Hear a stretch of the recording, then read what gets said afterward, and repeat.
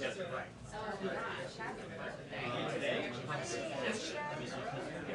exactly.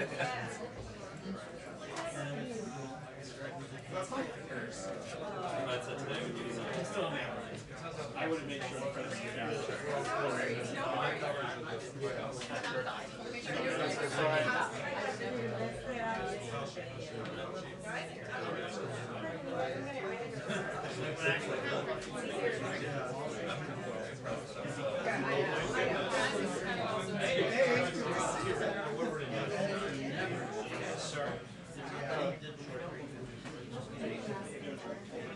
well, look, why? Right. That's one.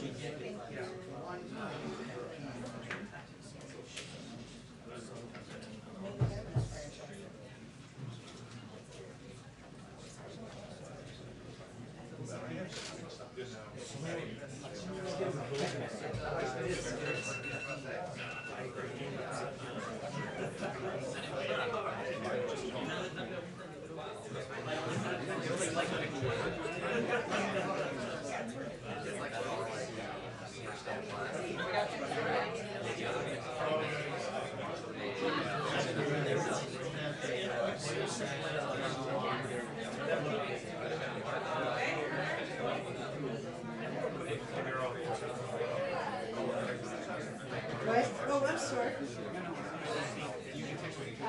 I got like a white balance.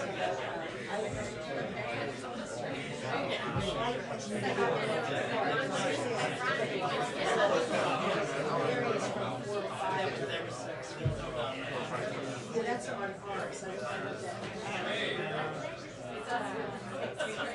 you don't want to change that, probably I'd try 47 feet.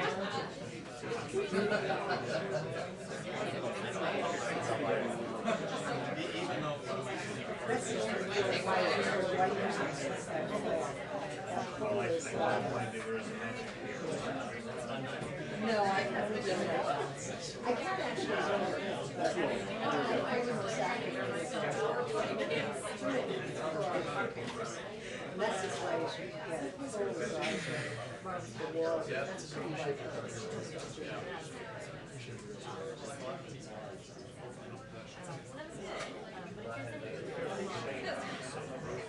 First day.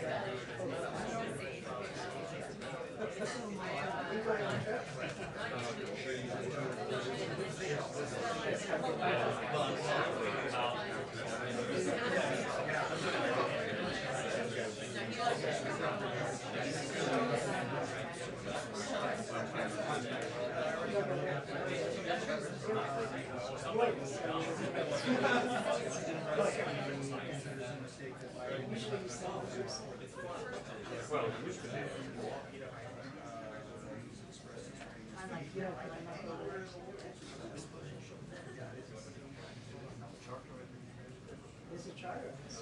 Yeah.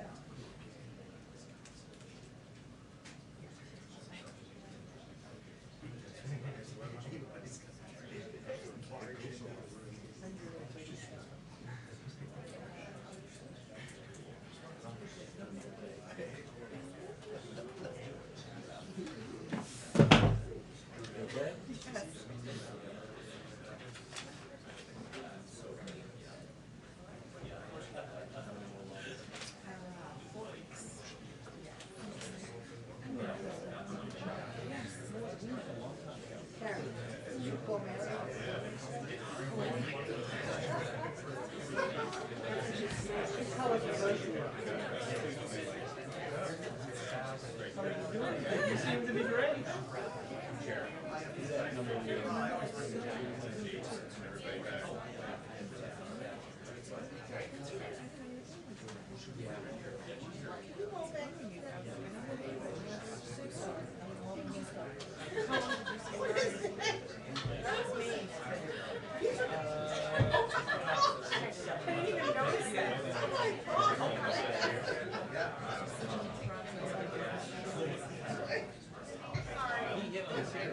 No worries.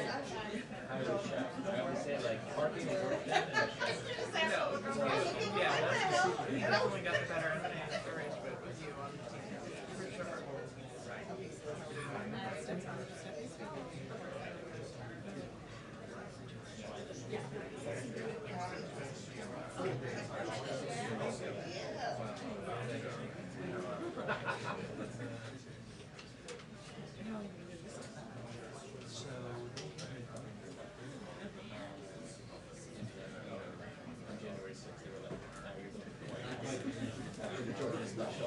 They were like, yeah, they're like, I was like, starting to lose my Trump Airways. I was kind of like, this would be great.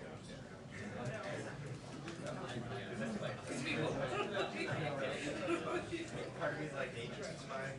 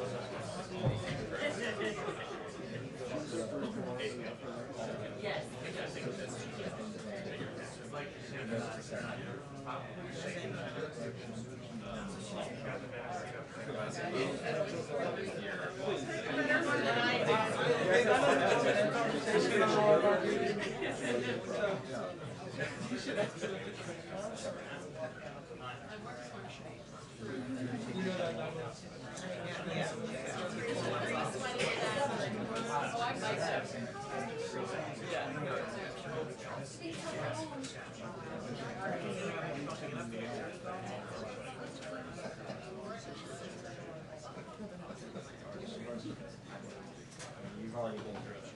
My wife didn't just labor. So that was very weird to say. Yeah.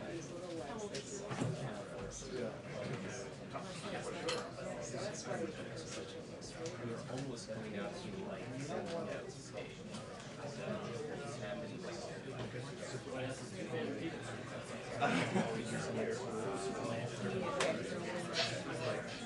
Daylight. Easy for her to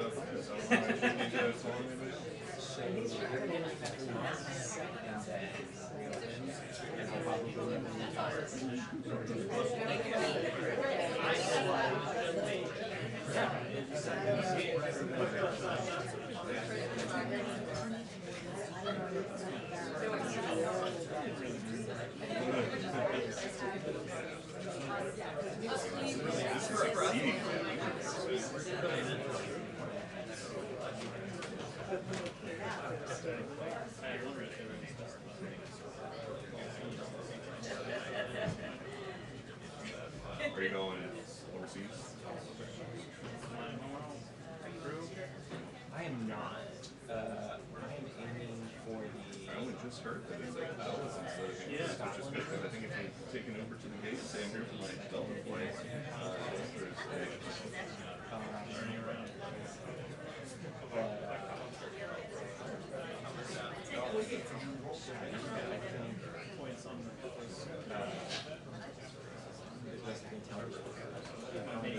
Oh, really? It's just to make sure the travel office is responsible. I'm okay. I gotta get that.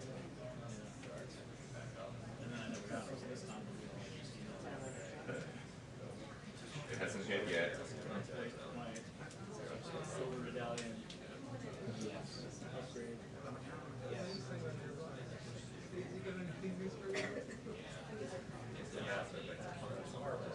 So it doesn't pass your picture.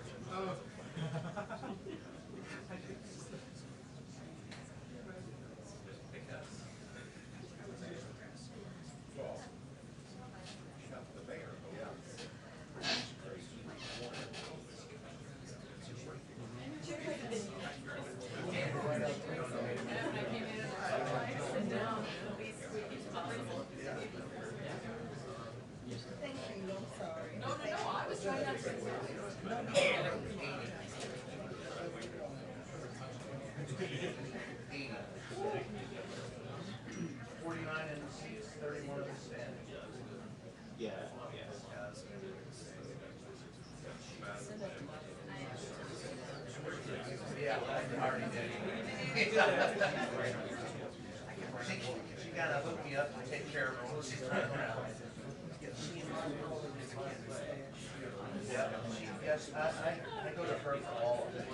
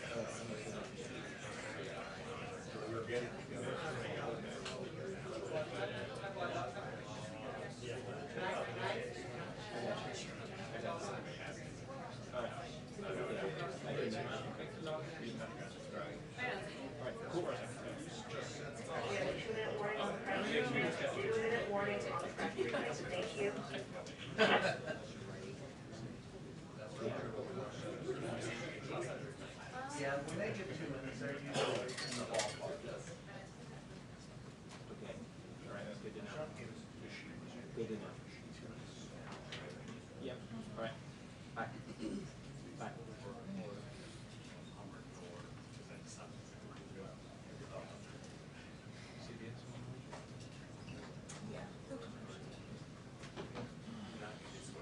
Yeah, it's always the sweater on the Rose Garden. I don't know.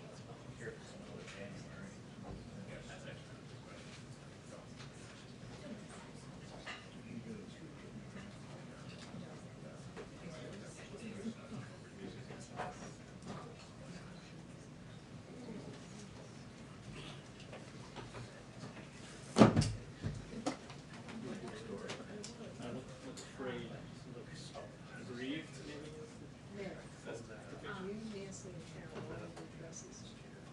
You noticed it.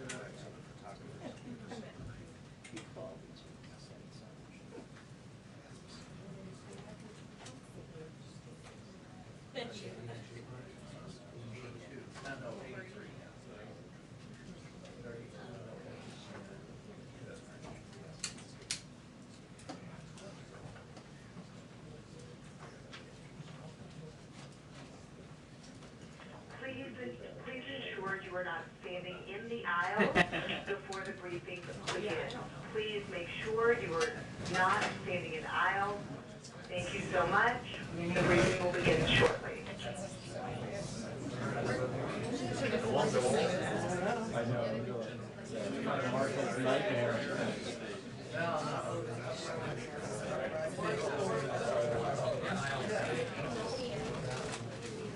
Hi, everyone. Full room. I hope everyone's cozy. So today we are fortunate to have a very special guest, National Security Advisor Jake Sullivan, here to join us and give a preview of the President's trip. And then, of course, we'll do a full briefing after that. With that, I'll turn it over to Jake. Thank you, Jen, and thanks, everybody. So as you all know, this week, President Biden will head off to Europe on the first foreign trip of his presidency. Certainly not his first foreign trip, but the first one as President of the United States. And the trip, at its core, will advance the fundamental thrust of Joe Biden's foreign policy, to rally the world's democracies to tackle the great challenges of our time. We believe that President Biden goes on this trip from a position of strength. Dramatic progress against the pandemic at home, strong projected growth that will help power the global economic recovery as well, renewed American power and purpose, and a rock-solid foundation of alliances that will serve as force multipliers for our global agenda. At the G7, he will join with his fellow leaders to lay out a plan to end the COVID-19 pandemic with further specific commitments towards that end. He will also join his fellow leaders to announce a new initiative to provide financing for physical, digital, and health infrastructure in the developing world, a high-standard, climate-friendly, transparent, and rules-based alternative to what China is offering. He and the other leaders will endorse a global minimum tax of at least 15%, as you saw coming out of the G7 finance ministers meeting a few days ago. And the G7 leaders will make a number of significant commitments on climate, on labor standards, on anti-corruption, and on ransomware. At NATO, President Biden will address enduring security challenges that have been at the core of the alliance for a long time, including Russia and coordinating the remaining period of the drawdown of forces from Afghanistan. But they will also focus on emerging security challenges to the alliance, critically including cyber and the challenge posed by China. President Biden will also reinforce the importance of burden sharing, not just the 2% commitment that allies made back in 2014 at the Wales Summit, but the need for allies to give not just cash, but contributions to exercises and to operations that NATO is undertaking, and to have the kinds of capabilities that make sure that NATO is a full spectrum alliance with allies across the board providing the kind of high-end capabilities NATO requires. At the US-EU summit, the President and European Union leaders will focus on aligning our approaches to trade and technology so that democracies, and not anyone else, not China or other autocracies, are writing the rules for trade and technology for the 21st century. President Biden will also have a series of bilateral engagements, including a US-UK summit with Prime Minister Johnson, where the two leaders will reaffirm the special relationship and update and upgrade it for the modern era. And we will have further announcements about additional bilateral engagements that he will have both in Cornwall and in Brussels in the days ahead. After his time at the G7, at NATO, and at the US-EU summit, President Biden will go to Geneva to meet with President Putin. He will do so, of course, after having had nearly a week of intensive consultations with allies and democratic partners from both Europe and the Indo-Pacific. So he will go into this meeting with the wind at his back. Now, we have made clear repeatedly, and I will reinforce again today, that we do not regard a meeting with the Russian president as a reward. We regard it as a vital part of defending America's interests and America's values. Joe Biden is not meeting with Vladimir Putin despite our country's differences. He's meeting with him because of our country's differences. There is simply a lot we have to work through. We believe that President Biden is the most effective direct communicator of American values and priorities, and we believe that hearing directly from President Putin is the most effective way to understand what Russia intends and plans. There is never any substitute for leader-to-leader engagement, particularly for complex relationships. But with Putin, this is exponentially the case. He has a highly personalized style of decision-making, and so it is important for President Biden to be able to sit down with him face-to-face, to be clear about where we are, to understand where he is, to try to manage our differences, and to identify those areas where we can work in America's interests to make progress. When President Biden returns to Washington next week, we believe that we will be in a materially stronger position to manage the major threats and challenges this country faces: COVID, climate, China, cyber, Russia, and shaping the rules of trade and technology for the future. So with that, I'd be happy to take any questions that you have. Yeah. Thanks, Jake. Is this the right time to be having a one-on-one meeting with Vladimir Putin so early in President Biden's presidency, before he's met one-on-one with so many other world leaders, and at a time when there isn't a specific deliverable that the White House is looking to achieve from the one-on-one meeting? So first, we don't think in terms of U.S.-Russia summits as being about deliverables. Because if you're going to wait for really significant deliverables, you could be waiting a long time, conceivably. So what we need to think about this summit is doing is fundamentally giving us an opportunity to communicate from our president to their president what American intentions and capabilities are, and to hear the same from their side. That has value in and of itself. Secondly, in terms of the timing, it is hard from our perspective to find a better context for a meeting with the Russian president than after time spent with the world's leading market economies, the G7, plus India, South Korea, Australia, and South Africa, after a meeting with all of his fellow leaders at NATO, after a meeting with the presidents of the European Union, and then and only then going into this session to be able to talk through the complex set of issues in the U.S.-Russia relationship. That, from our perspective, is the right context within which to engage Russia. And as far as whether it comes too early in his presidency, if you think about what we've dealt with from the outset on Russia, it's been a busy time. We've extended the New START agreement. We've imposed costs for election interference and for solar winds. We've dealt with a Russian buildup on the Ukraine border. And of course, we are contending with a range of issues in the cyber and ransomware domain. So we feel that it is an effective and appropriate context and time period for us to have this summit. And then just as a follow-up to that, the Ukrainian president did an interview today and implored President Biden to meet with him first before Mr. Biden sits down with Vladimir Putin. Is that something that you're considering? If not, why not? Well, actually, I have come into this briefing room from the Oval Office where President Biden was on the phone with President Zelensky of Ukraine.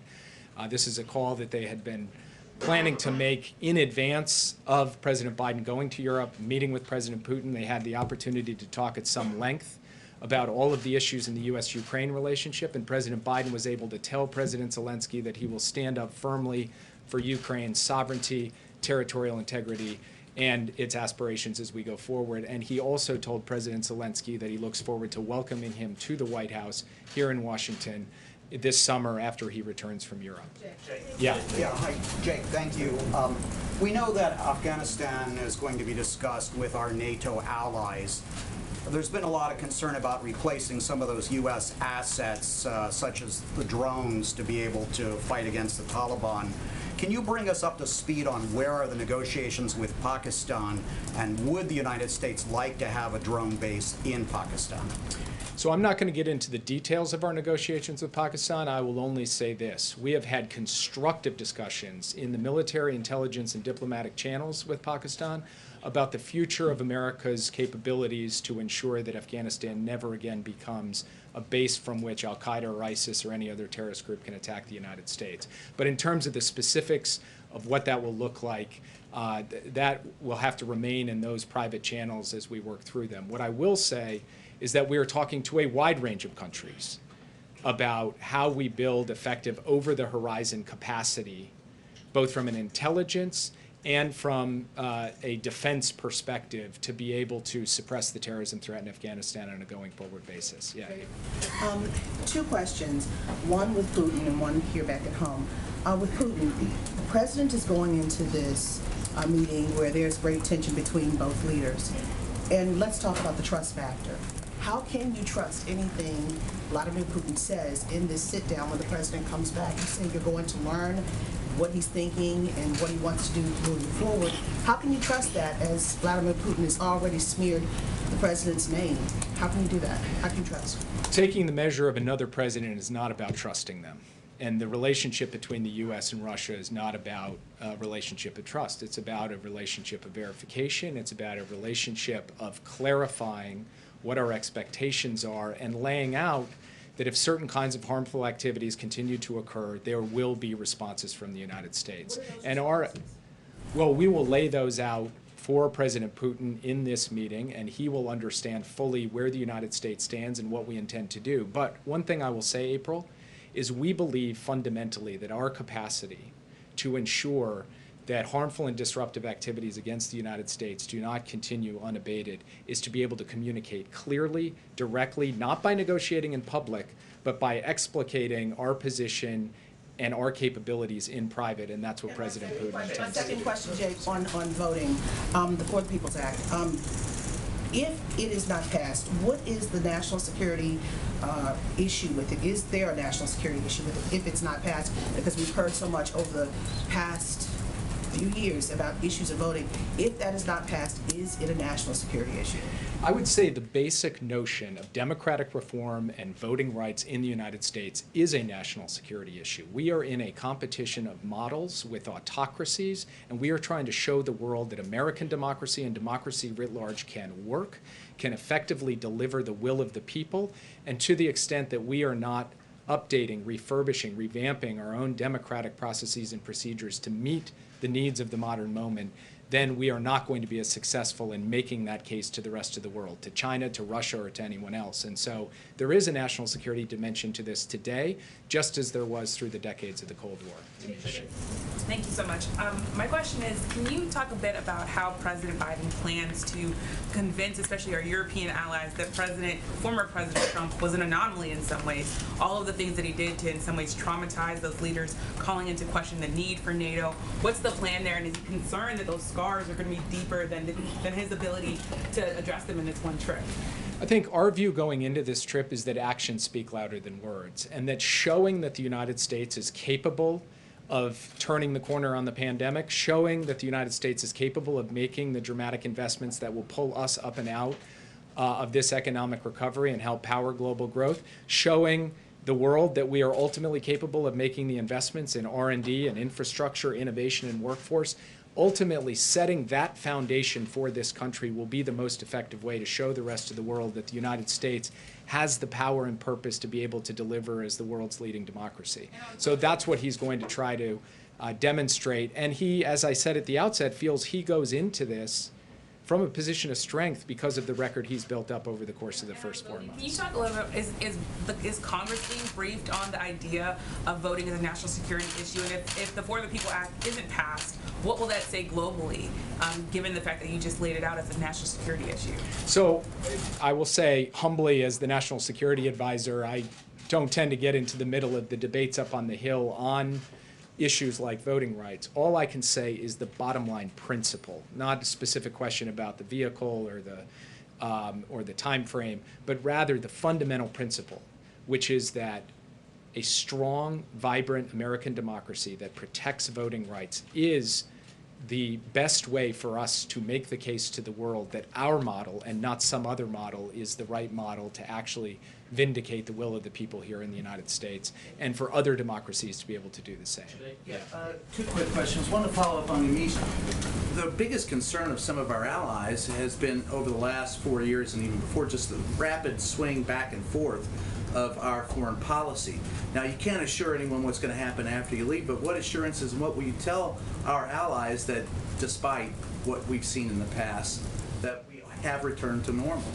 I think the best way to answer that question, and this builds on what I said to Yamish, is what President Biden can do is show the rest of the world what America is capable of. If we can lead the world in ending the COVID-19 pandemic more rapidly, if the growth we are powering for the American people here at home helps power a global economic recovery, if we can help rally, as the president did with his Climate Leader Summit, action on the climate crisis so that we actually beat this thing ultimately, that is going to be the best way for people to say, man, the United States can do this. They can deliver, and we will stand up and stand behind them.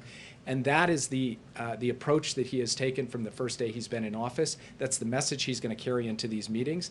And what I believe we will deliver just out of the G7 alone, in addition to the other meetings he's going to have on this trip, will show that the United States retains profound capacity to help rally the world's democracies to solve big problems. The second question was, will you look at ransomware as a national security priority?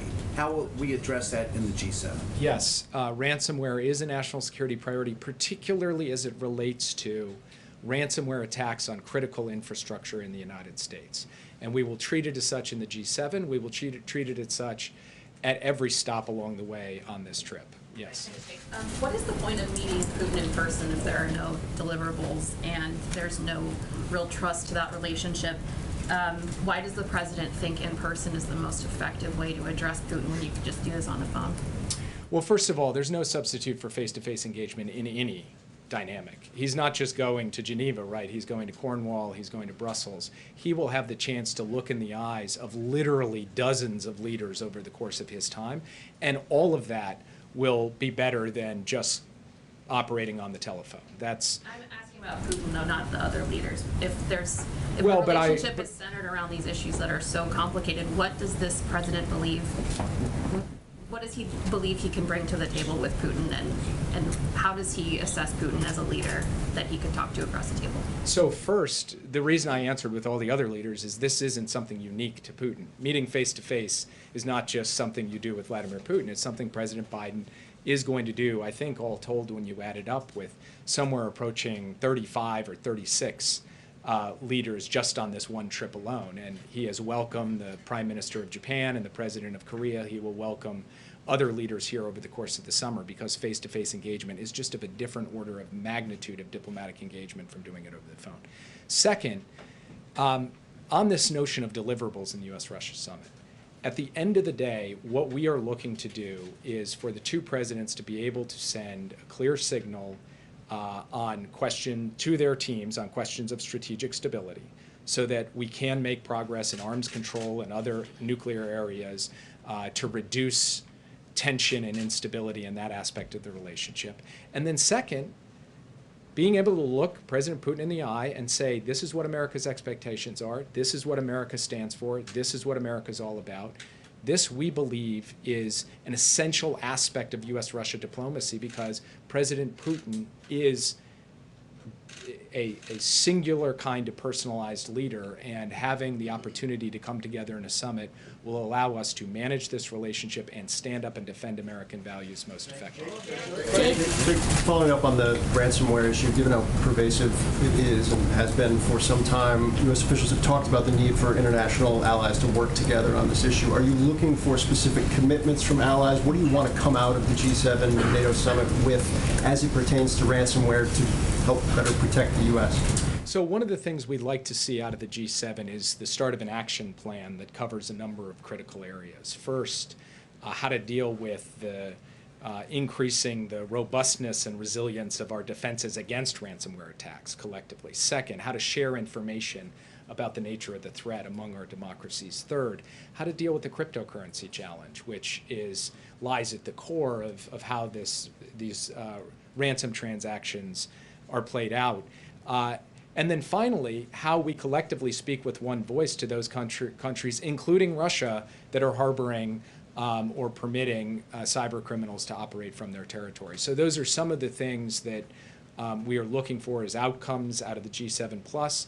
We will also speak in the NATO context about cyber threats, particularly as they relate to critical infrastructure, as being of a different order of magnitude of security threat that the alliance has to concern itself with in a way that it hasn't historically, but it's got to become a priority on a going forward basis. Yeah.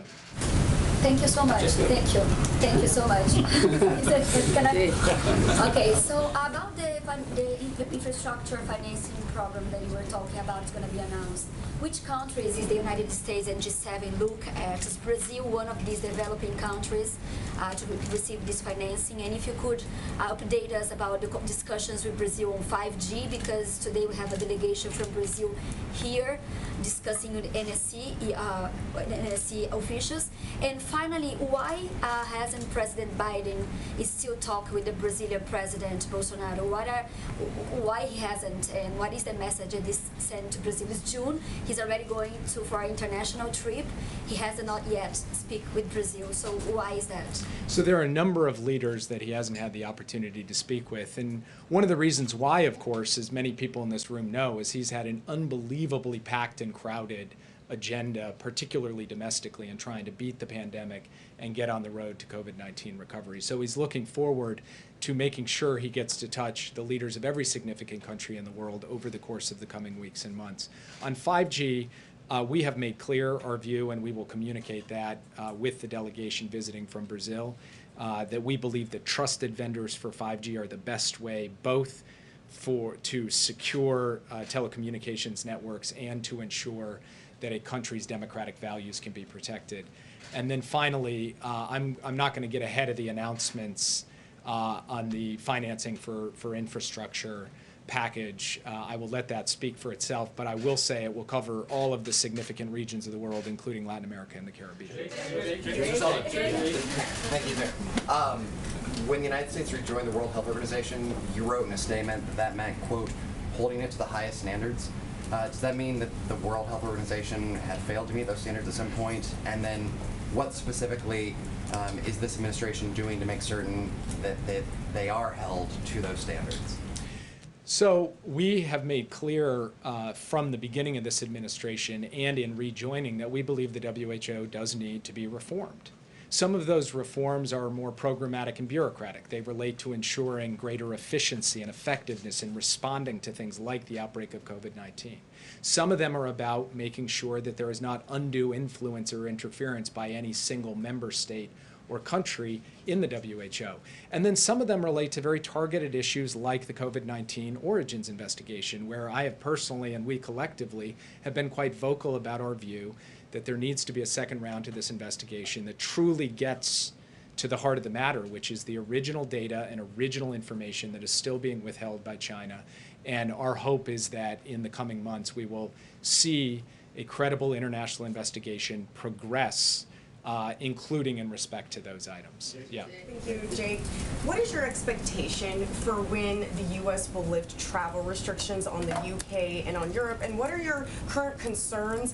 Why haven't they been lifted yet? What specifically are you looking for to have happen for that to happen? Well, let me start by saying it doesn't really matter what I am looking for personally, because at the end of the day, this is a process being driven by science and public health guidance. And so it is ultimately up to the public health professionals in the U.S. government to make that determination. We have heard very clearly the desire of our friends in Europe and in the UK to be able to reopen travel across the Atlantic Ocean. And we want to see that happen. But we have to follow the science and we have to follow the guidance of our public health professionals. So we are actively engaging with them to determine the time frame. And I can't give you a date today, but I will tell you that we recognize the concern and we are fundamentally being guided by objective analysis in this regard.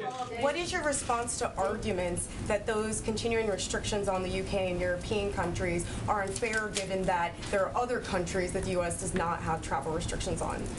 My view on this is we have been transparent and clear about the basis for our travel restrictions. We have done so through a process that has been guided by science and evidence.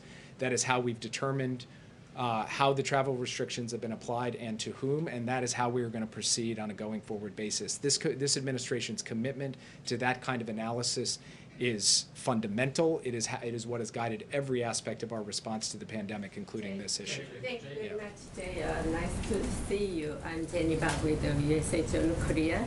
And regarding about the North Korea issues, is there a possibility of US and South Korea, Japan, trilateral meeting at the G7 and you're discussing with the North Korean issues? We don't currently have a trilateral scheduled between the U.S., Japan, and South Korea, but I will tell you there's a possibility for virtually anything in these small spaces where you have just, in this case, 10 or 12 leaders in person there in Cornwall, but there's nothing currently on the schedule. Yeah. Kind of a logistical question, actually. Do you expect President Biden and President Putin to spend any time together alone, or do you expect that staff and aides will be present throughout all of this summit? And can we expect a joint press conference between the two leaders, and is this something that you're actively pushing for? All of that is still being worked out, so when I've got more to report on the modalities, both in terms of how the meeting will be structured and the press elements, we'll come back to you. Yeah. Jim, I want to ask you about the relationship specifically with two leaders. It was announced last week that the president will have a bilateral with the Turkish president, Recep Tayyip Erdogan. I know that talks have been challenging with him.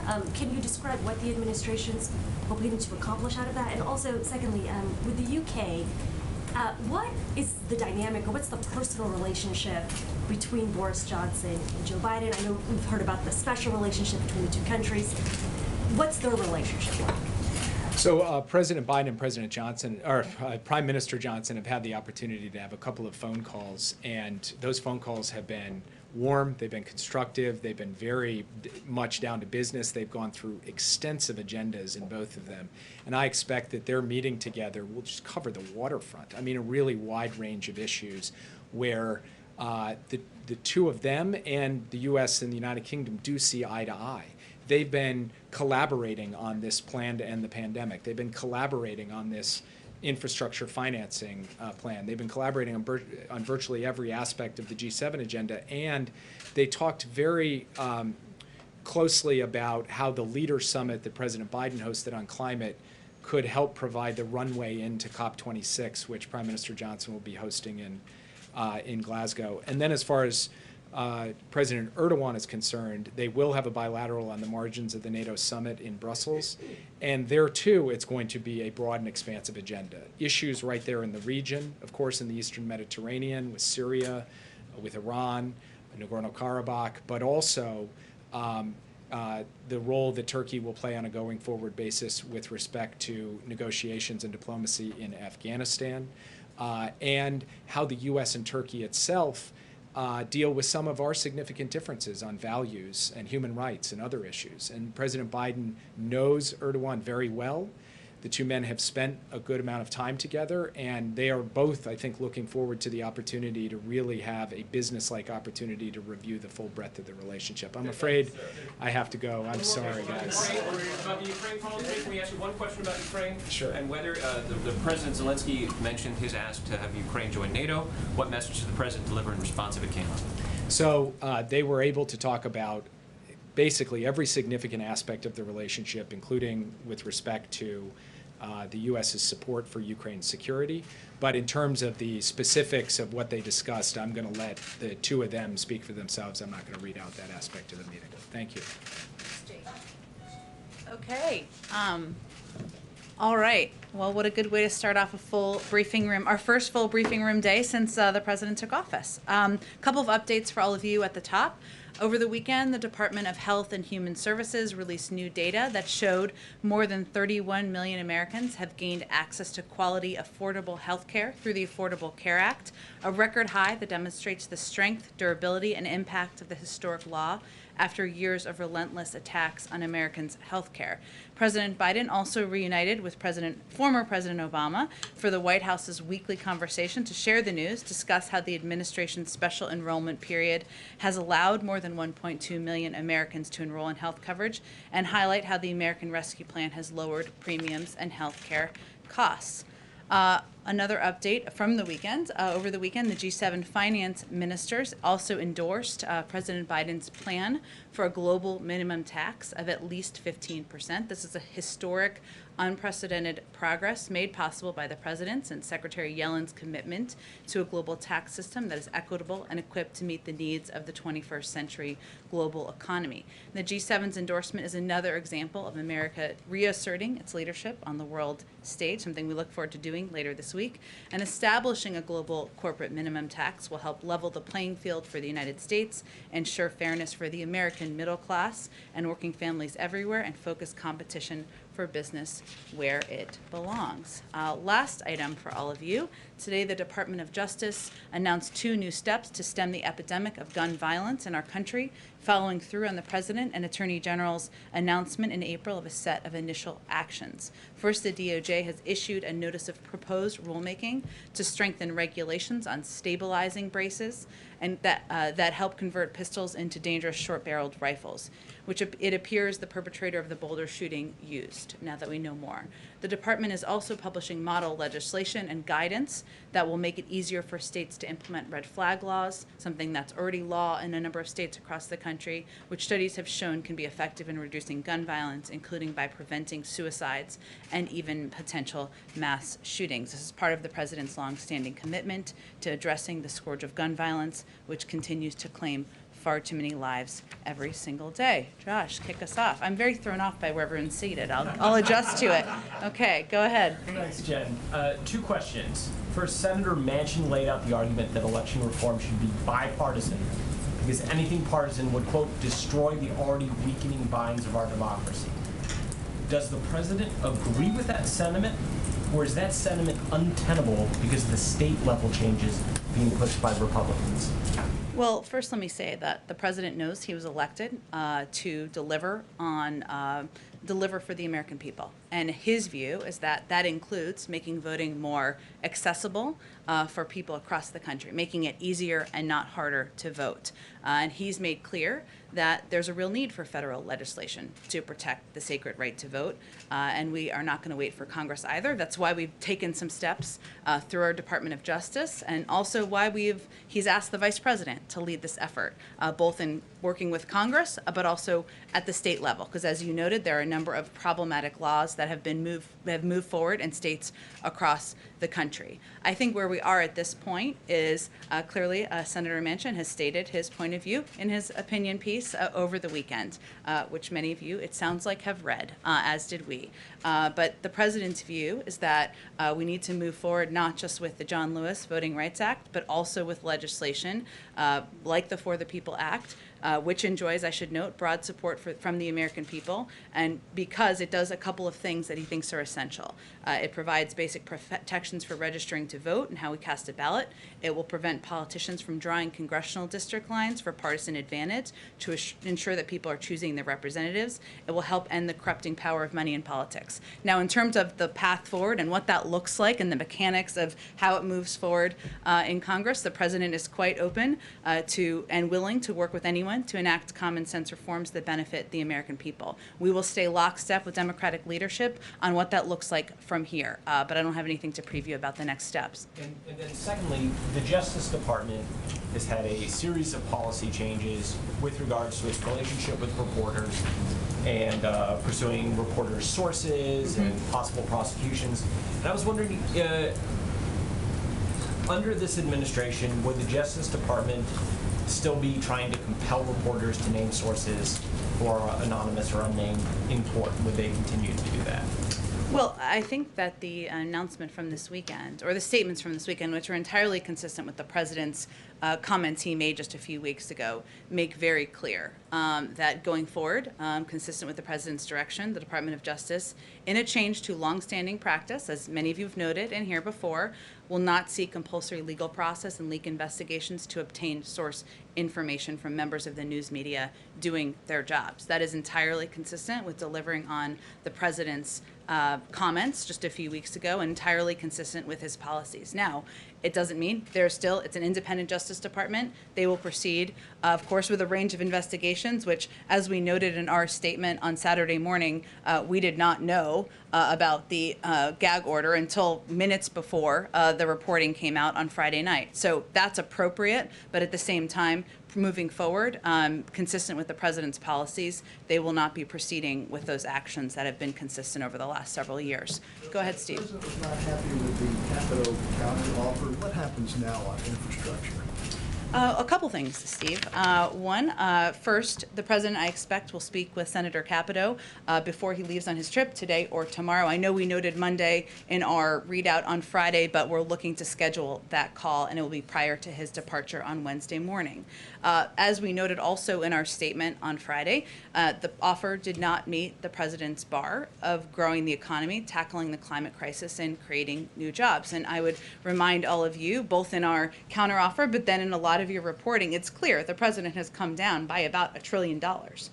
What we've seen on the other side is they've only come up by a small percentage of that. So look, moving forward, he's looking forward to having a discussion with Senator Capito today or tomorrow, and he certainly is eager to see what that discussion can entail, knowing that in any discussion, any negotiation, both sides come closer together. That's always the objective. He's come down quite a bit. We're looking to see more. Now, at the same time, there are a lot of paths forward here, as many of you know, even though our muscles have atrophied a bit on this front. One is Congressman DeFazio, as we noted in our readout on Friday as well, is leading the markup of the House legislation that has a lot of overlap with the American Jobs Plan this week. And that is a path that has a lot of opportunity to move forward in the House. As we know, sometimes the House and the Senate may move forward on different paths, and we've seen that take place on lots of pieces of legislation. The third pathway I would just note is there are Republicans and Democrats who have been out there talking about their eagerness to be a part of this discussion and a part of an opportunity to move forward on the president's bold ideas and historic investment in infrastructure. So we'll look forward to seeing what they have to offer and what conversation we can have with them. So all of these paths we expect to continue to make progress on this week. What is the status of the semiconductor review? Should we expect that today, tomorrow, when exactly? Soon, Steve. I would expect you will have more this week. I know there is a lot of interest and eagerness in hearing what the status of the review is and any policies that will come out of that review.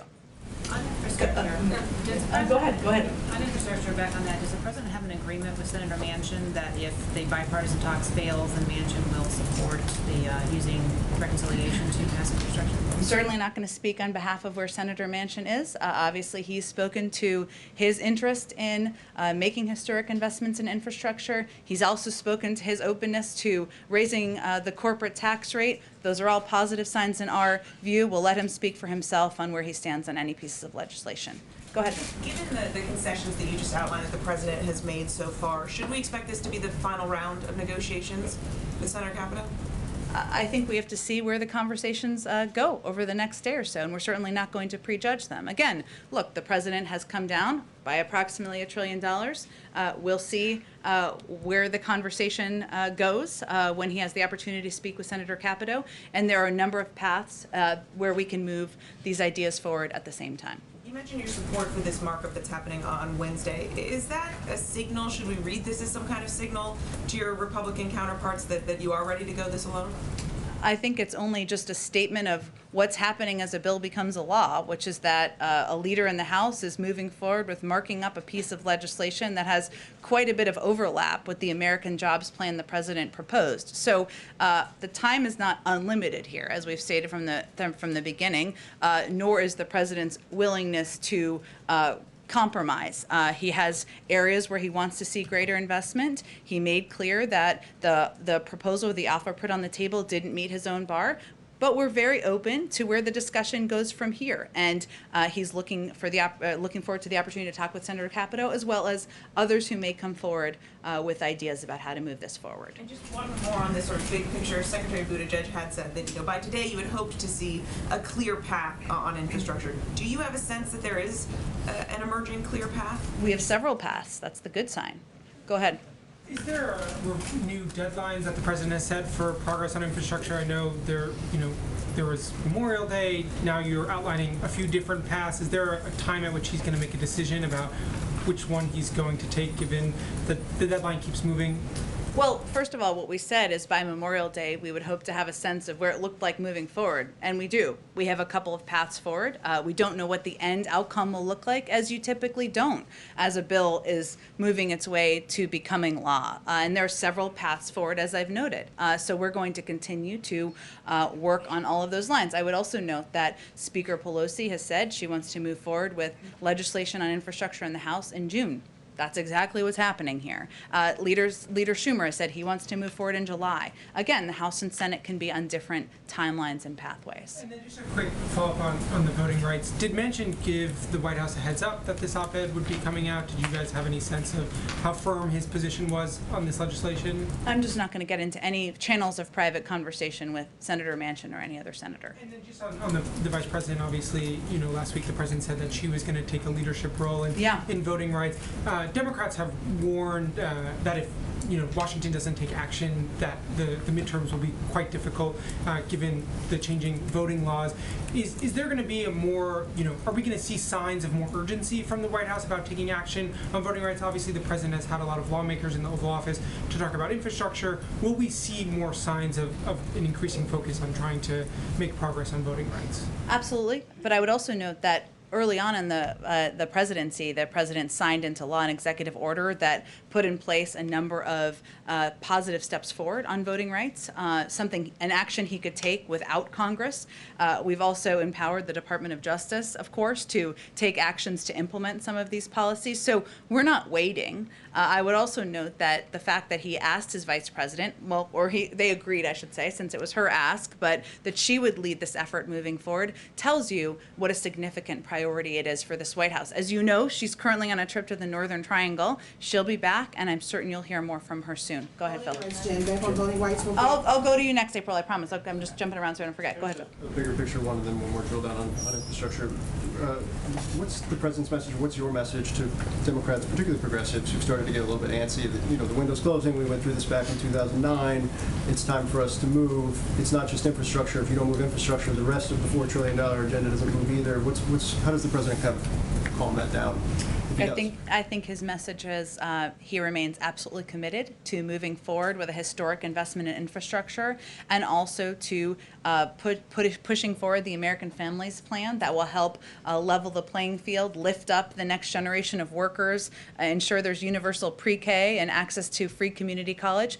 These are all initiatives that he has a commitment to moving forward on. And part of the discussion, which we talked about a little bit last week, is also about tax reform and ensuring there's a way to pay for a range of these ideas. It's not that one is assigned by a blood oath to one piece of one piece of the agenda is assigned to one piece of a pay for. There's opportunity to move forward with several components of the president's agenda. We do have time. We're not using the timeline of the Affordable Care Act as a model here, Phil, but as you know, and anyone here knows, it takes time to move these things forward, to get Democrats on board, to get Republicans on board. Ultimately, we're looking to have enough of a coalition to move forward on these bold, historic ideas. And we obviously don't have that at this moment, but we're working toward that. And then just to drill down a little bit on the 2/9 markup, I mean, this is surface transportation package. It doesn't have, most Republicans are cool to it right now. Can you elaborate how that is a viable pathway forward, given you're looking for a bipartisan pathway right now? Or kind of what the thinking is behind that markup and that piece of legislation? Well, I think it's important to note primarily because it has a great deal of overlap with the American Jobs Plan. And certainly it provides an opportunity for Democrats and Republicans to vote to support a historic investment infrastructure. Obviously, a markup is just the beginning stage of the process. There's some time to go, but it's important to note because it is a piece of legislation that's moving its way forward even as these negotiations are continuing. Go ahead. Oh, I'm sorry, April, you're right. I'm sorry, go ahead. Yes, back on the issue of voting rights. You said the president issued some executive orders on voting rights, but they don't deal with the issue of Shelby versus Holder 2013 when it comes to pre-clearance.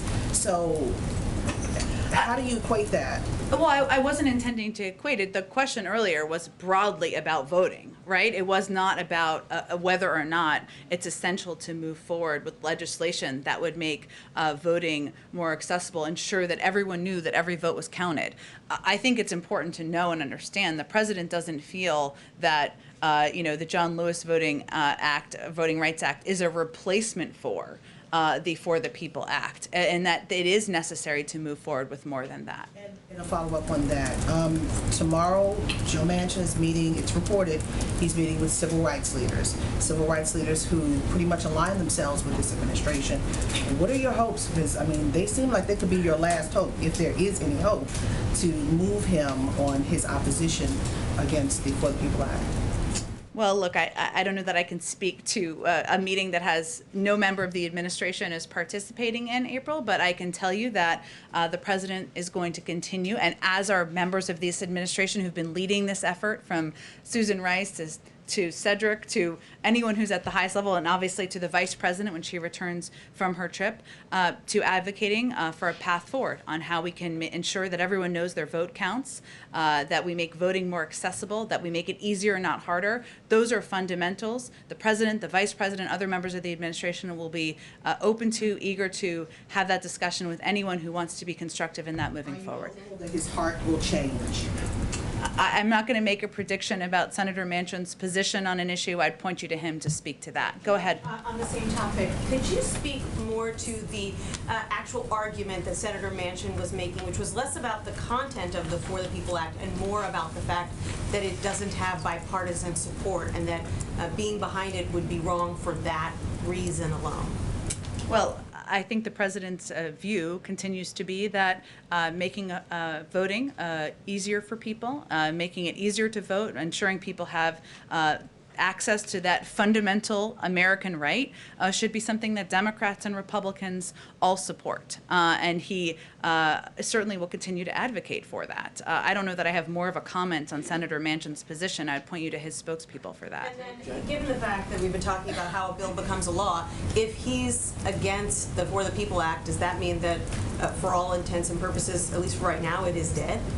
I'm certainly not going to make that prediction. As you know, there can be many ups and downs of legislation moving forward. And as I noted earlier, the president's been clear he's willing to work with anyone to enact common sense reforms that benefit the American people, that make it easier to vote. He'll have those discussions with Democratic leadership, and we'll work together on what the path forward looks like.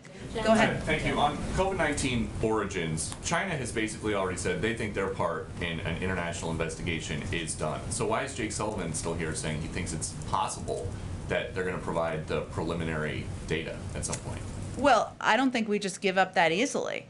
We are going to continue to press in coordination with the international community, China, to be transparent, to be forthcoming with data and information. We're not going to just stand by and accept that they've said they're not going to participate. Now, at the same time, as you know, we're also launching our own review and our own process, and I'm certain this will be a topic of discussion as the president goes overseas this week. And when you say that the White House is going to continue to press, what is that?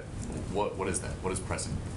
Well, okay. No, like what mechanisms? What steps are we taking Yes. to press? Sure. We are engaging certainly at the highest levels, and we'll continue to do that, whether it's the Secretary of State or other leaders who engage through national security diplomatic conversations. And we will continue to work through the WHO and also with our international partners to exert that pressure and ensure that we're all going to keep pressing for them to release underlying data and participate in the second stage of this investigation. And then just quickly a housekeeping thing. Presidents Bush, Obama, and Trump all commemorated D-Day anniversaries on D-Day, on the D-Day anniversary. Why didn't President Biden? Well, I can tell you that certainly his value for the role that the men who served on D-Day and the memory of them, the families who have kept their memories alive over the course of years on this day is something the president has spoke to many, many times in the past. It's close to his heart, and I wouldn't be surprised if there's more we would have to say on it. Go ahead. Jen, I know you say you don't want to read out any private conversations, but it certainly seems like the president and Senator Manchin are sending messages to one another in the public. You had the president last week expressing some frustration about, he didn't name him, but senators in his party who vote with the other side. You have the op-ed from Senator Manchin this weekend. Are these two men on the same page? Does the White House feel like it understands and knows what Senator Manchin wants out of this, particularly these infrastructure talks? And can you say how often these two have been speaking with one another, if not in person, by phone? Well, I can certainly tell you that the president and senior members of the administration are in close touch with Senator Manchin and his team about infrastructure and about a range of issues where there is an opportunity to work together moving forward. I'll also note that I'm pretty sure Senator Manchin is pretty proud of his independent streak.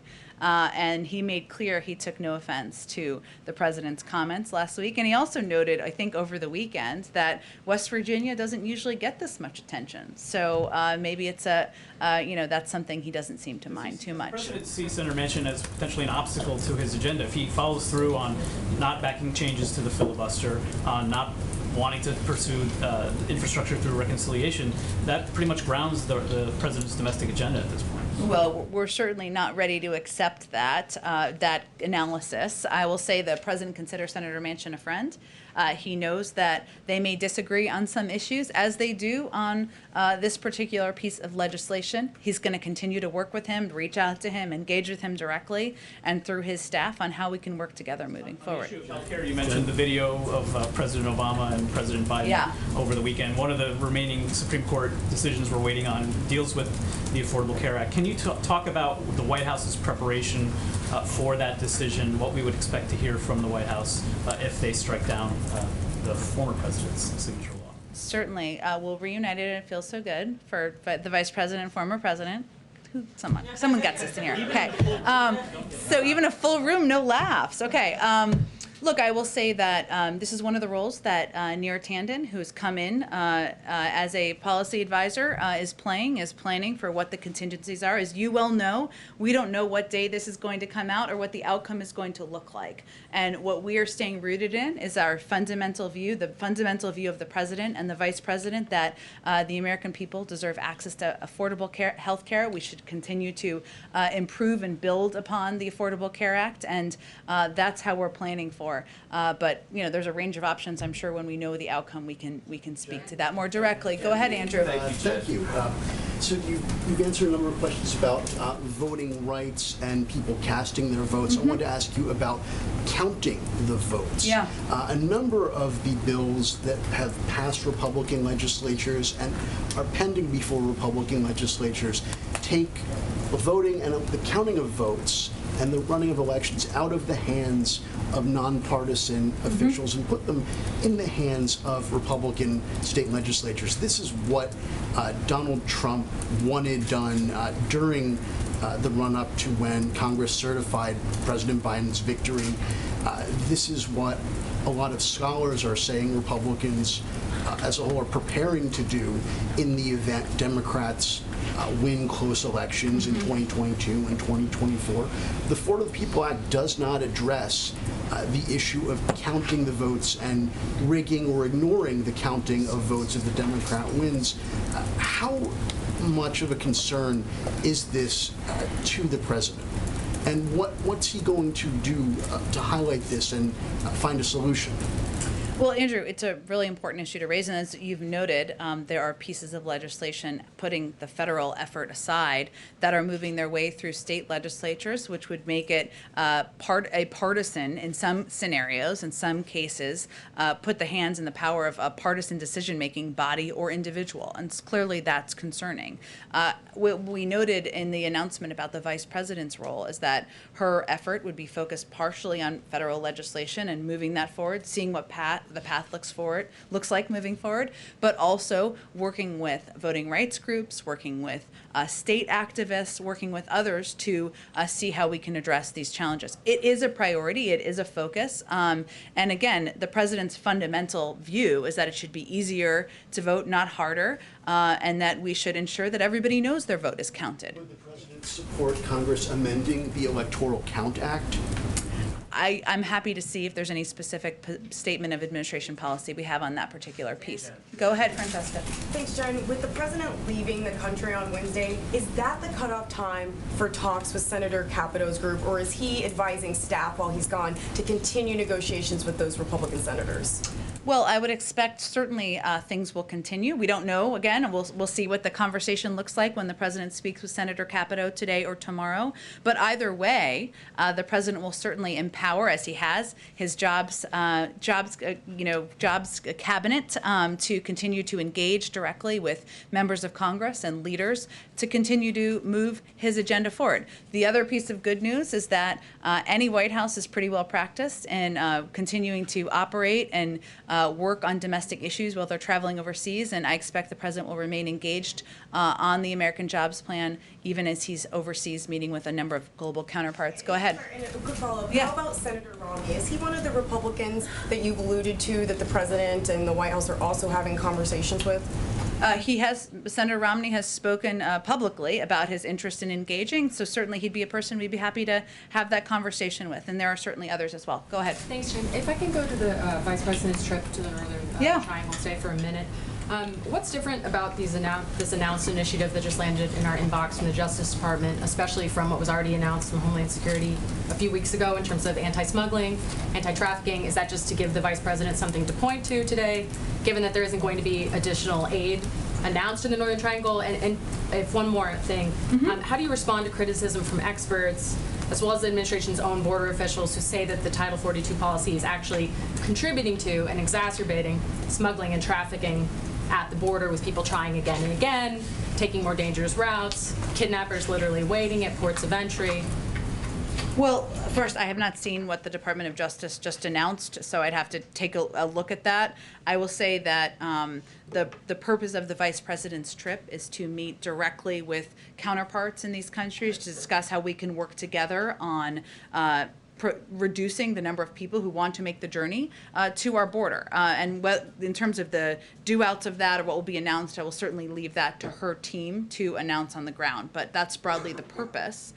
But go ahead. And sorry, one more. Jake just said that in regard to Francesca's question about travel restrictions from Europe, he said that the administration is going to be following the science, following the public health experts. There was reporting over the weekend that CBP has now been told twice that the Title 42 policy was going to be lifted in March and in May. There's also reporting that part of the Vice President's trip is pushing Mexico to take back more migrants and asylum seekers who are expelled from the U.S. You've got public health experts, including at the CDC, saying it serves no public health purpose. So all of this seems to indicate that it's not actually about public health, it's about immigration and political optics. Well, so actually, what Jake was referring to is the overall guidance by the CDC, and there may be individuals who have different points of view. We certainly understand that within the CDC or other places, but we're talking about what the overarching recommendation is from leadership and through their own thorough process. So that's what Jake was referring to. Do you have a sense of timeline on those restrictions on the southern border? I don't have any sense of the timeline on that quite yet. Go ahead. Thanks, Jen.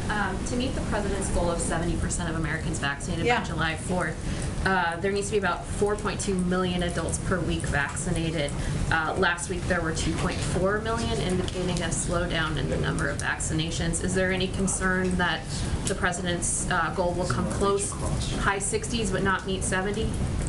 Well, first I would say we expected a little bit of a slowdown because of the holiday, but there's no question it's a bold and ambitious goal. It's one of the reasons that we launched this month of action to ensure that we were using every tool at our disposal to push these numbers up. I'll also note that regardless of where we are on July 4th, we're not shutting down shop. On July 5th, we're going to continue to press to vaccinate more people across the country. So what we're looking at, there's a couple more things here, are a couple of factors. One, there's a difference in data, as you all know, as it relates to age, right? So people who are over 40 have a much higher percentage of vaccination than people under 40. So clearly some of our focus needs to be on people under 40 for this period of time and this push. We've also looked at the fact that there are about 12 or 13 states who've already met this 70% marker. So we're going to continue to push through the finish line, through the red tape here, not the finish line, through the red tape to July 4th. But I can't make a prediction weeks and ahead of time where we will be. We're just going to use every tool at our disposal to get there. And then one more on voting rights. Sure. Where does the president feel the vice president can best be used? I know that her office has made an emphasis that this legislation is only one little piece, not little, it's huge, but only one piece of her work on voting rights. So does he see her as somebody who can be out in the country drumming up support, alongside civil rights groups and private corporations? Like, where does he see her strengths as a politician fitting into this issue? Yes, all of the above. And as she noted in her statement when this was announced, she intends to be engaged with voting rights groups and community activists, with leaders in states, as well as on the federal level. And I think the important component of that, or the important note of it, is even as we're continuing to move or press and advocate for legislation on a federal level, there are other areas where we can have an impact. I expect when she gets back from her trip, we'll hear more from her on this. Go ahead. I wanted to get a point of clarification on an earlier question. Okay. So, as it relates to the Supreme Court and the healthcare case, does that mean that the White House is starting to think about Plan B legislation in the event that a Plan B legislative path is necessary? I think we are, Neera Tanden, again, is leading this effort, and we are planning for a range of contingencies of what the outcome might look like. But I'm not going to outline that quite yet.